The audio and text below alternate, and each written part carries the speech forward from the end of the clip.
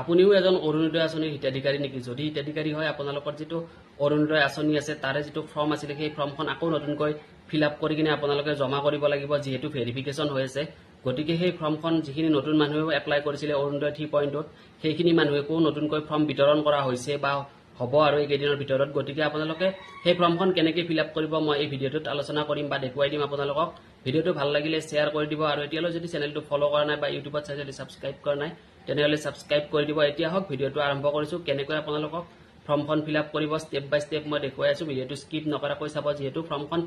ভুল হলে আপোনালোকে সেই ফৰ্মখন আকৌ নাপাব গতিকে আপোনালোকে সেই ফৰ্মখন কোনো ধৰণৰ ফটো ষ্টেট কৰি কিনে আপোনালোকে ইউজ কৰিব নোৱাৰিব আপোনাৰ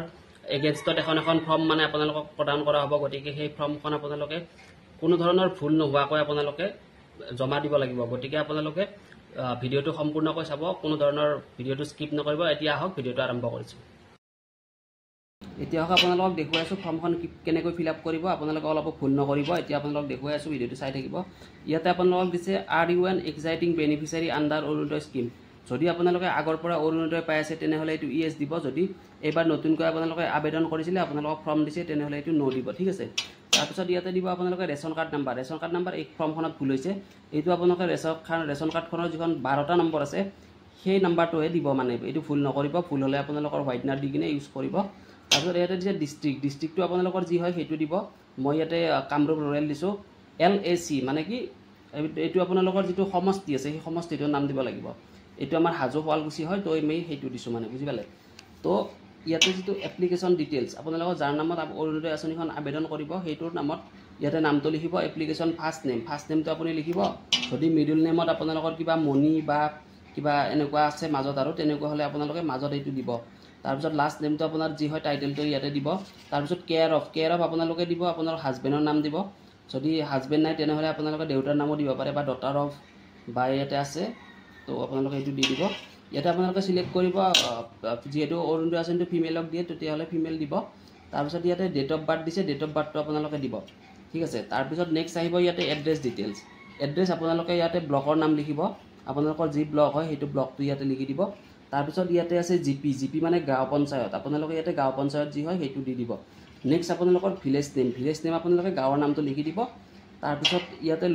লোকেলিটি বা লেণ্ডমাৰ্ক আপোনালোকৰ ওচৰৰ মানে লেণ্ডমাৰ্ক কিবা যদি আছে স্কুল বা মন্দিৰ তেনেকুৱা লেণ্ডমাৰ্ক জাগাৰ নাম ইয়াতে লিখি দিব ঠিক আছে তাৰপিছত ইয়াতে দিব আপোনালোকৰ মোবাইল নাম্বাৰটো দিব আপোনালোকৰ যেটো মোবাইল নাম্বাৰ বেংকৰ লগত লিংক আছে পাৰিলে সেইটো মোবাইল নাম্বাৰ দিব ঠিক আছে পিন নাম্বাৰটো আপোনালোকৰ যি হয় সেইটো ইয়াতে বহাই দিব তাৰপিছত ইয়াতে ঘৰৰ নম্বৰটো দিব ঘৰৰ নম্বৰটো আপোনালোকে ভোটাৰ তালিকাত পাব ভোটাৰ তালিকাৰ পৰা চাই কিনে ইয়াতে বহুৱাই দিব তাৰপিছত ইয়াতে পুলিশ ষ্টেচন আছে পুলিশ ষ্টেচনটো আপোনালোকে দি দিব তাৰপিছত এইটো পেজ কমপ্লিট ঠিক আছে নেক্সট আপোনালোকে যাব লাগিব ইয়াতে সেকেন্ড আহিব ইয়াতে প্ৰায়োৰিটি হাউস হোল্ড প্লিজ টিক ইয়াতে দিছে উইডো এজ 45 তাৰপিছত দিব্যাংজন ডিভোৰ্স ওমেন তাৰপিছত ওমেন AAI বেনিফিচিয়াৰী তাৰপিছত আনমেৰিড ওমেন এই সকলৰ আপোনালোকৰ জন্তু ক্যাটাগৰীত পৰে আপোনালোকে সেইটো সিলেক্ট কৰিব মই এইটো যেটো women who composite household income less than 2 lakh যাৰ মানে 2 লাখতকৈ ইনকাম কম মই সেইটো দিছো ইয়াতে সেইটো তো মই ক্লিক কৰিছো আপোনালোকৰ যদি মানে ডিভোৰ্স ওমেন থাকে বা দিব্যাংগজন থাকে তেনেহলে আপোনালোকে এতে ক্লিক কৰিব ঠিক আছে বা টিক মাৰ্ক দি দিব ঠিক আছে তাৰপিছত ইয়াতে বেংক একাউণ্ট ডিটেইলছটো আপোনালোকে প্ৰথমতে দিব লাগিব বেংক একাউণ্ট নাম্বাৰ তাৰপিছত দিব লাগিব বেংক নেম বেংকৰ নামটো দিব তাৰপিছত বেংক ব্ৰাঞ্চ নেমটো দিব তাৰপিছত IFSC কোডটো দিব IFSC কোডটো দিওতে যেটো ইয়াতে আছে ন এইটো বহুতে ভুল কৰে যে এইটো মানে ও বুলি দি দিয়ে তো এইটো ও নহয় এইটো 0 থাকে এইটো আপোনালোকে অলপমান ডাঙৰকে দি দিব যাতে 0 বুলি গম পায় আৰু ঠিক আছে তাৰপিছত ইয়াতে আপোনালোকে bank passbook front page attach মানে আপোনালোকে ফৰ্মখনৰ লগত বেংক পাছবুকখন দিছে নে নাই ইয়াতে যদি দিছে ইয়েস দিব যদি নো নাই দিব ঠিক আছে তাৰপিছত ইয়াতে কনস্ট্যান্ট সেলফ ডিক্লাৰেশন এইটো আপোনালোকে মানে ডিক্লেয়াৰ কৰিছে আৰু কনস্ট্যান্ট ফৰ আধাৰ তাৰপিছত ইয়াতে আপোনালোকে আধাৰ নাম্বাৰটো দি দিব তাৰপিছত নেক্সট ইয়াতে আপোনালোকে